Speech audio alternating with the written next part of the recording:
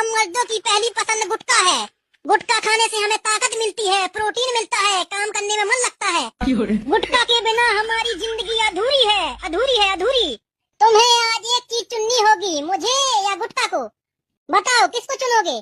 ये भी कोई बोलने वाली बात है? गुटखा को चुनूंगा। और मुझे? तू बेवफा हो सकती है, तू धोखेबाज हो सकती है, लेकिन गुटखा कभी धोखेबाज नहीं हो सकता। पुड़िया फाड़ो, मिलाओ और खाओ। अच्छा, गुटखा से इतना प्यार है? ठीक है, तो मैं जाती हूँ अपने मायके। अरे तू कल जाती हो तो आज चली जा, लेकिन मैं गुटखा खाना नहीं छोड़ूंगा, नहीं छोड़ूंगा, नहीं छोड़ूंगा। अगर कोई मेरे गुटके के बीच आया तो लाशें बिक जाएंगी, लाशें। गुटखा